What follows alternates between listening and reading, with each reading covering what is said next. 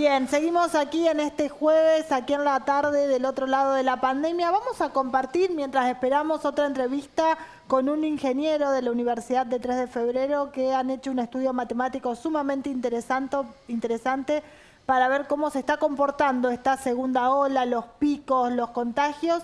Pero antes de eso vamos a ir a nuestro Instagram del otro lado de la pandemia. No la tenemos en el piso a Trinidad Busolaro, pero la tenemos en cuanto a su trabajo allí, como siempre, trabajando aquí para conocer qué nos pregunta la gente en cuanto a nuevas restricciones. ¿Está de acuerdo con las que se están aplicando? ¿Deberían ajustarse?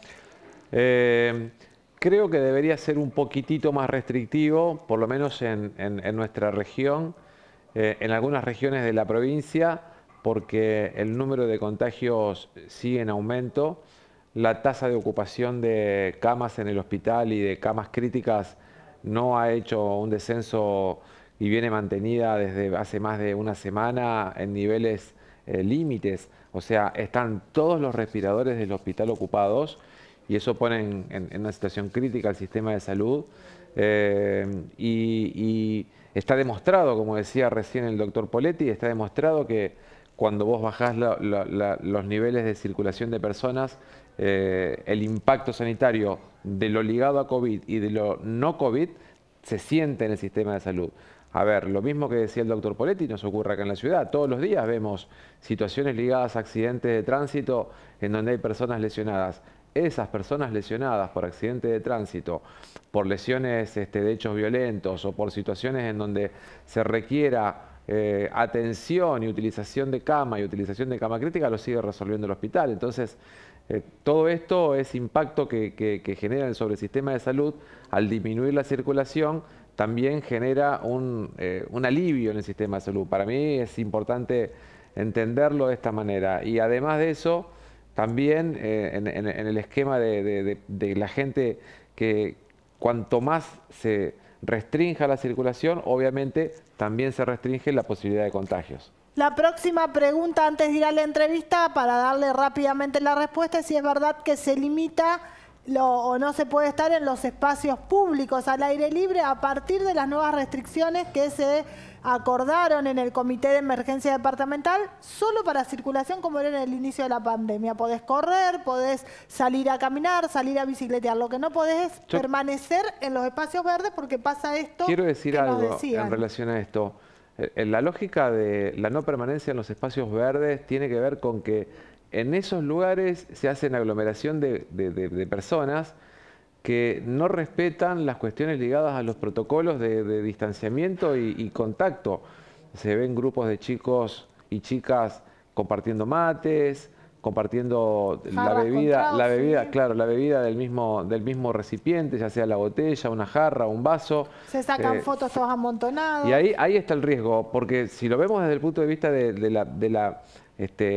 la permanencia en un espacio al aire libre, obviamente que es mejor que estar en un lugar cerrado. El problema es que se hace en un lugar al aire libre lo que no se debe hacer ni al aire libre ni estando en un lugar cerrado, que es no sostener las medidas de distanciamiento y compartir elementos cuando no es la recomendación. Entonces, creo que la medida apunta a eso, apunta a que la gente utilice el espacio verde para circular, para hacer alguna actividad física, para caminar, pero no para juntarse y utilizar ese lugar para tomar mate o para tomar alguna bebida, que ahí hay un riesgo alto.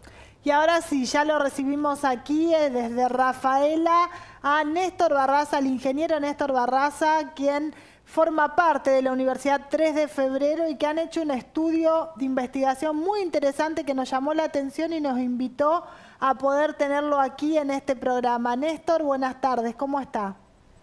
¿Qué tal? Buenas tardes, ¿cómo les va? Bueno, ¿nos cuenta acerca de este estudio matemático y qué información arrojó respecto a esta segunda ola?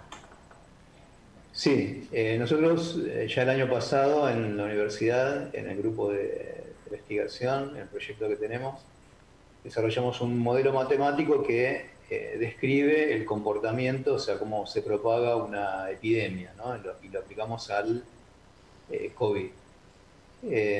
Lo que lo hemos aplicado tanto en la primera ola como ahora en esta segunda ola.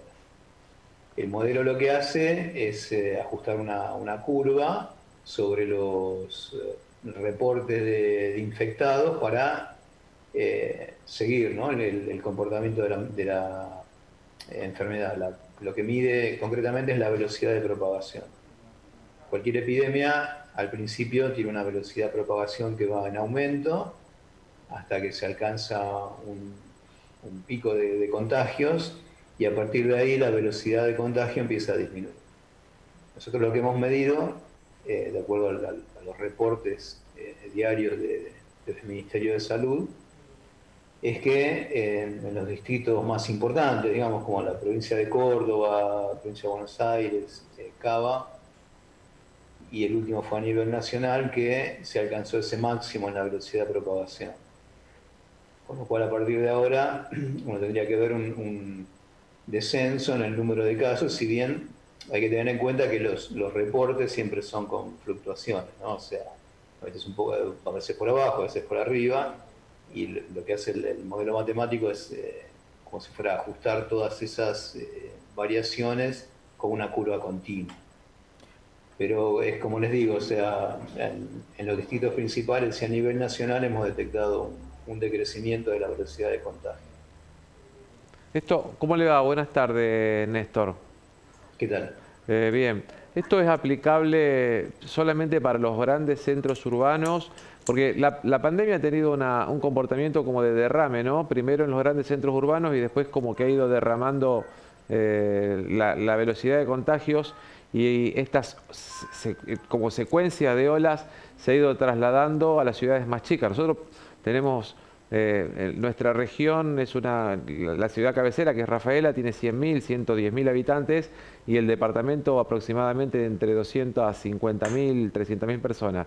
Y hemos tenido siempre el pico, nuestro pico, lo hemos tenido casi como en delay de lo que pasaba, obviamente, en el AMBA, y después de lo que pasó también en las ciudades principales de nuestra provincia, Santa Fe y Rosario. Pero en esta oportunidad han sido los picos casi en forma simultánea en nuestra ciudad y en nuestra región, con lo que ocurría en el AMBA, con lo que ocurría en Rosario y en Santa Fe. Por eso le preguntaba si este fenómeno que ustedes midieron en esta oportunidad, que casi parece que va junto en las ciudades grandes y en las ciudades más pequeñas, ¿es atribuible al comportamiento de esta segunda ola, o vamos a esperar una continuidad en las ciudades como la nuestra de este pico, o todavía no ha llegado el pico?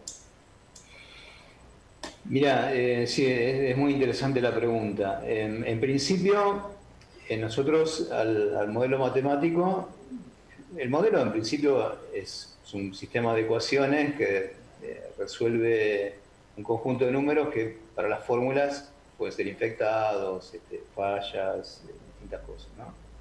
Y nosotros el modelo lo podemos aplicar para cualquier distrito o localidad. Simplemente lo que necesita el modelo como entrada es el número de infectados, número de casos acumulados.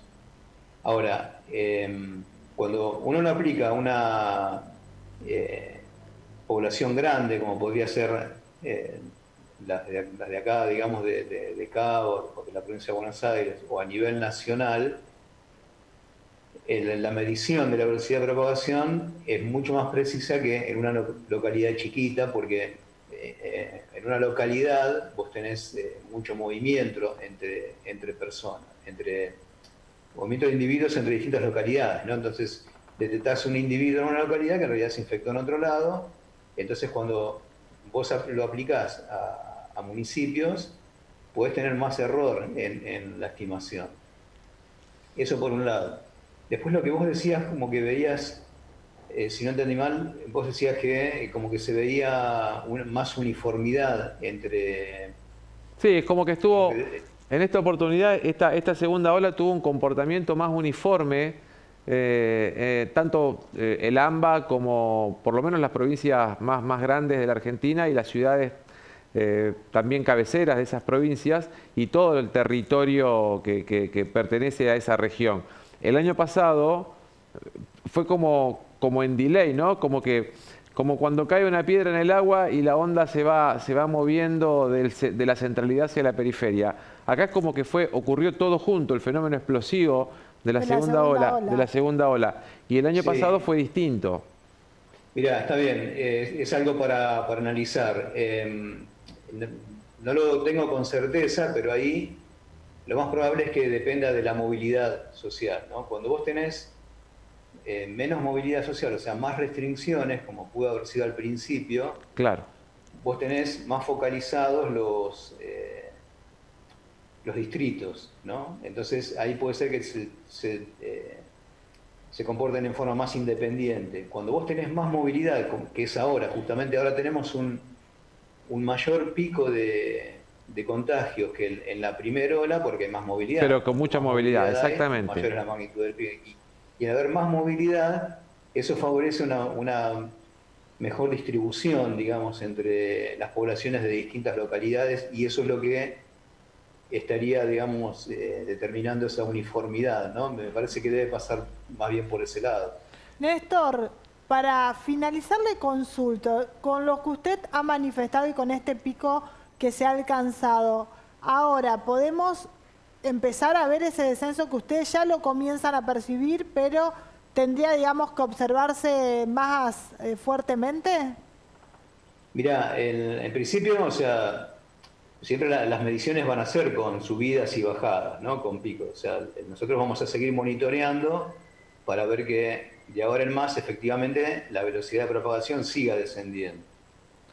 Normalmente, en cualquier epidemia, vos imaginate que hay una campana que primero sube y después baja, la bajada es igual que la subida, o sea, simétrica esa campana. Así que hay que esperar un descenso paulatino, igual que como fue el ascenso, y van a ser con esas subidas y bajadas que yo te digo. O sea, en realidad no es un promedio, ¿no? Pero como si uno hiciera un promedio, y el promedio uno debería ver que va bajando. Eso sería lo que habría que ver de acá en el futuro. Muchas gracias por Muchas estos gracias, minutos. Néstor. No, gracias a ustedes. Hasta luego. Muchas gracias, hasta luego. Allí estaba el ingeniero Néstor Barraza de la Universidad 3 de Febrero de Buenos Aires, que han llevado a cabo con otros investigadores este estudio matemático que permite hacer esta observación. Digo, también creo que es una de las cosas a tener en cuenta de la pandemia, cómo se ha valorado o se ha potenciado el recurso humano científico, universitario, que ha aportado mucho en esta pandemia. Sí, hay varias cosas que tiene como enseñanza, ¿no? Porque de lo malo siempre hay que tratar de sacar lo que te deja para después. Uno es la valorización de lo que es el sistema de salud y el equipo de salud y la inversión en salud.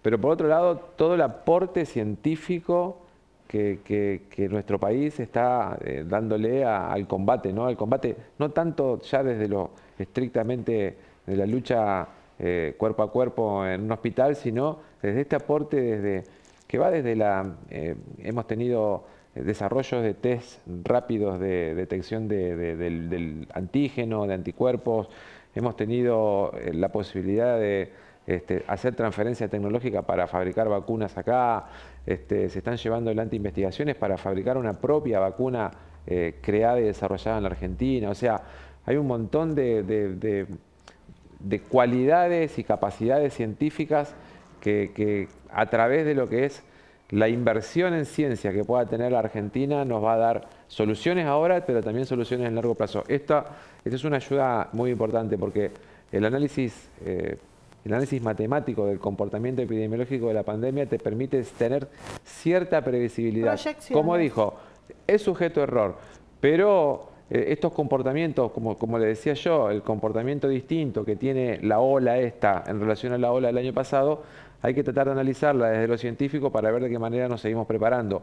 Porque, como yo te decía recién, Soledad, hoy estamos quizás asistiendo al pico de contagios y siempre vino en delay, con un tiempo de diferencia, lo que es el pico de ocupación de camas que ocurre después y el pico de fallecidos. O sea, primero es el pico de contagios, después es el pico de ocupación de camas y camas críticas y después obviamente el pico de personas fallecidas. Estamos viendo día a día cómo se superan los récords en Argentina de personas fallecidas. Quizás esto que ocurra como ayer, con más de 600 fallecidos, no sea el pico. Quizás tengamos que esperar días más luctuosos con un número mayor de fallecidos en nuestro país. Muchas gracias, doctor. Hacemos una nueva pausa aquí en esta tarde del otro lado de la pandemia. Cuando volvemos, lo recibimos en nuestro living al licenciado Fernando Camuso para hablar de estas dos patas que forman parte de una misma mesa, aunque quieran enfrentarlas, y tiene que ver con la salud, la economía. Ya volvemos.